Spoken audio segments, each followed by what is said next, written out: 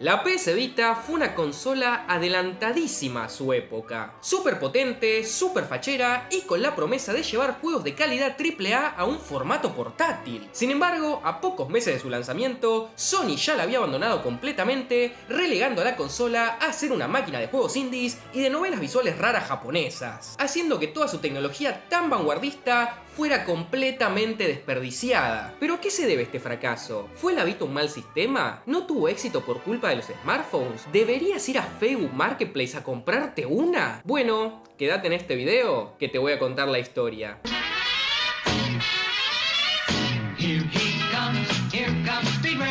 Esto que van a ver ahora soy yo en 2014. ¿Qué me estaba pasando por la cabeza? Bueno, aparte de la tintura, la verdad que no sé. Solo sé que experimenté los meses más confusos de mi vida con ese pelo. Pero aparte de que yo estuviera pasando vergüenza, en 2014 también pasó otra cosa muy importante. Y es que Letty Shops comenzó su viaje. O sea que están celebrando su 10º aniversario. Y ya cuentan con 33 millones de usuarios que ahorran dinero los 365 días del año, recuperando parte de lo que gastan en más de 3.000 tiendas online. Y yo soy uno de esos usuarios. Y obviamente, ahora que están celebrando este aniversario tan especial, también tienen regalos especiales. Y es que están sorteando premios valorados en $20.000. Y más increíble todavía es que del 27 al 29 de mayo va a haber unos super cashback muy limitados que jamás habían lanzado antes. Estas ofertas van a estar cambiando constantemente, así que van a tener que estar bien atentos estos días para poder conseguir esa cantidad de 10 veces más dinero en muchísimas tiendas online, incluidas AliExpress México. O sea, si antes en una compra podías recuperar $3, ahora vas a poder recuperar hasta 30. Impresionante. Para entrar en el sorteo, simplemente tenés que descargarte la app usando mi link y activar el super cashback de AliExpress, haces una compra normal y listo. Por cada $10 gastados entre el 27 y el 29 de mayo en las tiendas participantes, vas a obtener un ticket para participar en el sorteo. Imagínate si sos vos el que llega a ganar los $10.000. ¿Qué podría pasar? Les recuerdo que estas activaciones son limitadas, así que vayan, descárguense la app, activen el super cashback y participen en el sorteo. Ahora sí, seguimos con el video. Después del éxito de la PSP, Sony comenzó a trabajar en su sucesora, y aunque en su primer intento en este mundo de las consolas portátiles quedaron bastante abajo de la Nintendo DS, su principal competidor, igualmente lograron que la PSP vendiera unas 80 millones de unidades, una cifra bastante alta que estableció a Sony como un jugador muy serio en el mundo portátil. Para el año 2009 ya habían empezado a aparecer rumores de la supuesta PSP 2, porque por aquella internet estaban circulando algunas fotos del supuesto kit de desarrollo de esta consola que tenía una forma muy parecida a la PSP Go. Y aunque estas imágenes efectivamente eran reales, Sony terminó abandonando este diseño porque parece que era muy propenso al sobrecalentamiento. Y después de estos rumores, pasó bastante tiempo hasta que se volvió a escuchar algo de esta nueva consola. Pero finalmente esa fecha llegó, porque en enero de 2011 en Tokio se presentó oficialmente la NGP o Next Generation Portable, o la consola de próxima generación para los hispanohablantes. Y lo más importante de esta conferencia es que esta consola se presentaba como una bestia absoluta. La PSP ya había sido bastante potente para su época, muy superior técnicamente a la Nintendo DS, y sus juegos estaban casi al borde de tener calidad de PlayStation 2. Pero la Vita no iba a tener casi la misma calidad que su consola contemporánea, la PlayStation 3, sino que según Sony iba a tener la misma calidad, no solo en juegos originales, sino que se tenía planeado hacer ports directos de la máquina de sobremesa a la portátil. Y también se mostró las tan novedosas e inútiles funciones de la PlayStation Vita. Aclaro que eso de inútiles es en retrospectiva, ¿no? Porque en su momento nadie tenía idea que estas funciones no se iban a terminar usando para nada, pero bueno, en un ratito vemos eso. Y algunas de estas características de dudosa utilidad eran la pantalla táctil y los dos paneles táctiles traseros, los sensores de movimiento y esta aplicación llamada Nier, que si salías a la calle e ibas a diferentes lugares, te daban recompensas en juegos. O sea, la pesadilla de cualquier persona que le gustan los jueguitos, tener que salir a la calle. Pero también hubo cosas más interesantes, como que la consola iba a tener una pantalla OLED, algo bastante revolucionario para la época, aparte que también, gracias a Dios, iba a tener dos analógicos. También se mostró la retrocompatibilidad con PSP y los nuevos juegos iban a venir en cartuchos y hasta iba a tener conexión 3G, o sea, re futurista. Y como otros datos, también se anunció un Call of Duty exclusivo para esta consola y se anunciaron juegos que terminarían siendo súper icónicos como Gravity Rush, que en su momento todavía se llamaba Gravity Days. Y bueno, la consola no pudo presentarse en Estados Unidos en ese momento porque en marzo de 2011 hubo un muy pequeño inconveniente 2011, también conocido como uno de los más grandes desastres de la historia de Japón. Pero finalmente llegó junio de 2011 y en la E3 de ese año Sony presentó el sistema al mundo y finalmente reveló su nombre, PlayStation Vita, porque Vita means life.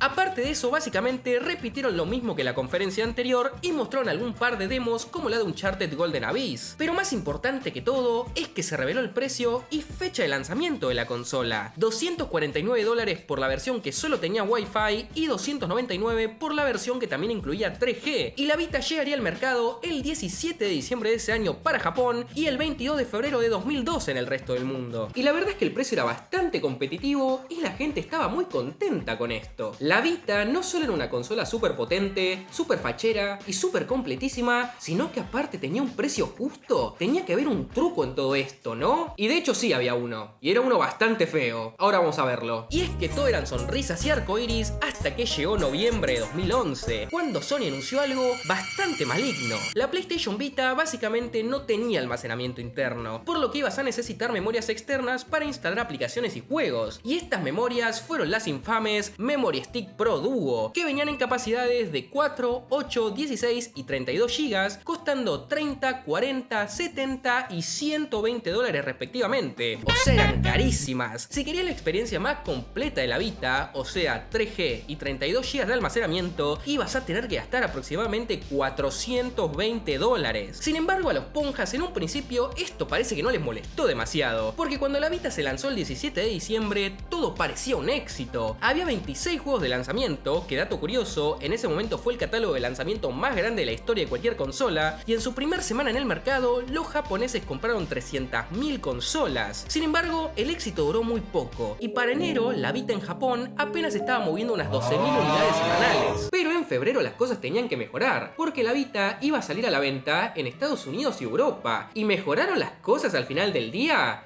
En Estados Unidos, la Vita vendió 200.000 unidades en el primer mes y en marzo vendió tan solo 50.000, haciendo que para finales de ese mes en todo el mundo se hubieran vendido alrededor de 1,2 millones de consolas. Y la Vita la verdad que sí valía la pena. La calidad de construcción era increíble, cámaras frontales y traseras, pantallas táctiles, OLED, micrófono, Remote Play con PlayStation 3, no había nada que reclamarle al sistema realmente. Y durante su primer año en el mercado tuvo juegos AAA grandes, como Gravity Rush, Little Big Planet, Persona 4, Assassin's Creed Liberation, Mortal Kombat, Call of Duty Black Ops Declassified, que dato curioso, es el Call of Duty peor clasificado de la historia, pero no importa la calidad, la cuestión es que era un juego AAA. Cuestión, en un principio, la Vita tenía muy buenos juegos y el hardware suficiente para correrlos de buena manera, pero a la gente simplemente no le interesaba eso, porque el costo de tener una consola, más una memoria y un juego, superaba ampliamente los $400, mismo precio con el que podías comprarte una PlayStation 3, un control adicional y alguno que otro juego, que ya sé, no es lo mismo y son experiencias diferentes, pero se entiende a lo que quiero llegar. Para finales de 2012 se habían vendido unas 4 millones de Vitas en todo el mundo, y las ventas cada vez eran menos, y es que a finales de 2012 fue la última vez que dieron cifras oficiales de ventas de la consola, porque como ellos mismos dijeron, la consola estaba muy lejos de cumplir expectativas. Esto hizo que el gran atractivo de la Vita, siendo los juegos con calidad de PlayStation 3, durara muy poco. Durante sus primeros 2 años, estos juegos efectivamente llegaron. Como dije, Killzone, Mortal Kombat, Uncharted, etc. Pero la Vita simplemente no vendía lo suficiente para justificar el costo de producir estos juegos de alto nivel. Por eso mismo, Sony ya en el año 2013 declaró que por lo menos ellos no tenían pensado desarrollar más juegos AAA para la Vita. O sea, la consola fue abandonada por sus creadores. Y esa decisión fue la misma que tomaron los estudios third parties muy poco después. Y salvo algunas excepciones un poco más adelante, como Virtual Tennis o Borderlands 2, o las recopilaciones de algunos juegos de PlayStation 2 como Metal Gear o Final Fantasy, todo ese poder y hardware que tenía la PlayStation Vita estaba siendo completamente desperdiciado. Sin embargo, si bien Sony ya no podía vender a la Vita como esta consola súper vanguardista, tampoco podía abandonarla del todo, porque el desarrollo de esta consola había costado demasiado dinero y de una forma u otra tenían que recuperar algo del costo. La Vita no podía morir, pero claramente necesitaba un rebranding. Y Sony tenía la persona perfecta para lograr ese rebranding, y ese salvador era ya Shahid Amar. Shahid ya había estado trabajando en Sony y había sido el encargado de atraer a desarrolladores a la PlayStation 3 en el peor momento de vida de la consola, tarea en la que tuvo bastante éxito, por lo que se le encargó hacer lo mismo con la Vita. Si los juegos AAA eran demasiado costosos de producir y no eran negocio, entonces la solución estaba en el mercado indie. Y Shahid la hizo corta, se empezó a reunir con un montón de estudios indies y les tiró la bomba. Cualquier persona que quisiera lanzar su juego en la PlayStation Vita no iba a tener que pagar nada. Publicar un juego en la tienda digital iba a ser absolutamente gratis. Así que en Occidente la Vita básicamente se volvió eso, una máquina para jugar juegos indies, que era genial porque esos juegos se pueden hacer rápido, a un bajo costo y vendían relativamente bien. Y para acompañar este nuevo enfoque, Sony decidió reducir los costos de la consola todavía más, lanzando el modelo 2000 de la Vita, que tenía materiales de fabricación más baratos, una pantalla LCD en vez de OLED y tenía una memoria interna integrada. Que dato XD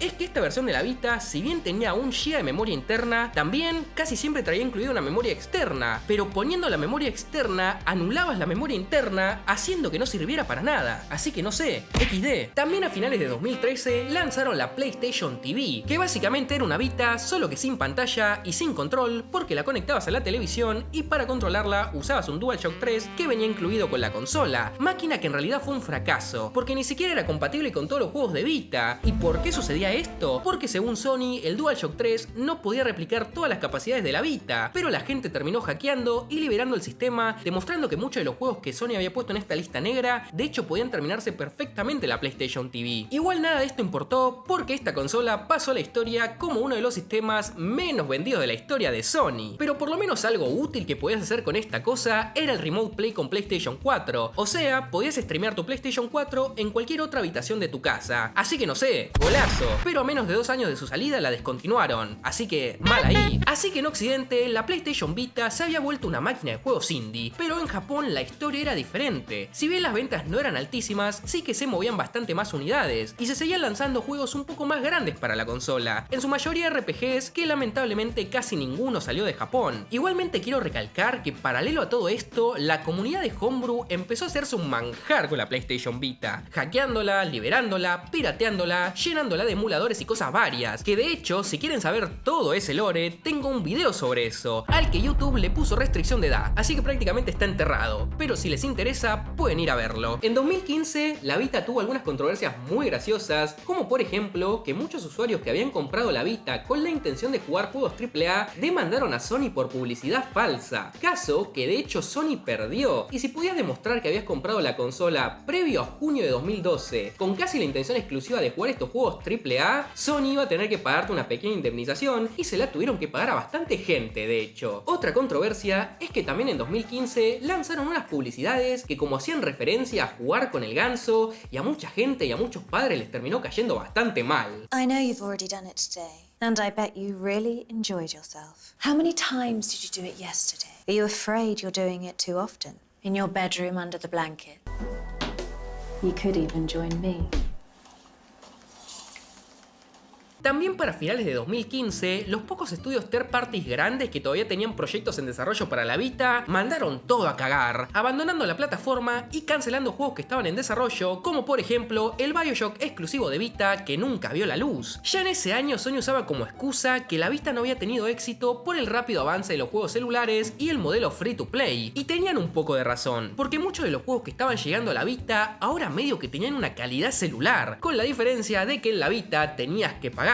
Aunque Nintendo con la 3DS demostró que esto no era tan así y seguían teniendo bastante éxito a pesar de los juegos móviles, pero bueno, esa es otra historia. Y la Vita los años siguientes siguió así, sobreviviendo de forma moribunda, recibiendo juegos indies uno tras otro, y Sony ya ni siquiera la mencionaba en sus conferencias, pero por lo menos mucha gente se la estaba comprando para piratearla porque apareció un adaptador para usar cualquier memoria SD con la consola, así que golazo. Posiblemente el golpe definitivo a la Vita llegó en 2017 cuando salió la Switch, que ofreció una experiencia portátil muchísimo mejor, tanto en juegos grandes como en juegos indies, haciendo que la gran mayoría de desarrolladores indies ahora sí abandonaran la Vita y se pasaran a la consola de Nintendo, marcando así casi el abandono total de la consola en Occidente. Vida que se alargó un poco más en el mercado japonés, recibiendo lanzamientos ocasionales hasta el año 2019, cuando finalmente también casi que fue abandonada por completo. La historia de la PC Vita es una llena de tragedias, una consola con un potencial impresionante y totalmente desperdiciada desperdiciado. La potencia de la Vita apenas pudo ser aprovechada unos meses y el resto de su vida todas sus rimbombantes características fueron dejadas totalmente de lado y tuvo que volverse una consola en donde el juego con mejores gráficos era Minecraft. Su fracaso puede atribuirse tanto al auge de los smartphones como a sus tan caras memorias con un precio que prácticamente era injustificable. Como lado positivo es que si bien la Vita fue un desastre económico, en el mundo del homebrew sigue más viva que nunca y hay gente que activamente sigue desarrollando software para la consola, tanto juegos originales como ports de otros sistemas, y yo diría que hoy más que nunca comprarse una Vita vale completamente la pena. Y esa fue la historia de la PS Vita, la consola que lo tenía todo, pero al final solo la usaron para novelas visuales japonesas. ¿Cuál es la moraleja de este video? Andá ya a Facebook Marketplace y comprate una Vita. Y si lo haces o ya tenés una, puedes ir a mostrármela en Twitter, donde te recomiendo que me sigas, porque es donde más interactúo con ustedes y donde siempre estamos riéndonos y haciendo cosas muy XD. Aunque ahí abajo también tiene los links a mi Instagram y a mi Patreon. Les mando un beso a todos, nos vemos. ¡Chao! Hola, hola, hola mis queridos Patreons. Bueno, este es el nuevo saludo del canal porque decir los nombres uno por uno se estaba haciendo demasiado largo y estaba alargando demasiado los videos. Espero que me disculpen, pero los amo a todos y acá tienen su agradecimiento y tipié sus nombres uno por uno con mucho amor. Y acá también tienen algún otro videito para que vean, así que los quiero, nos vemos, chau de nuevo.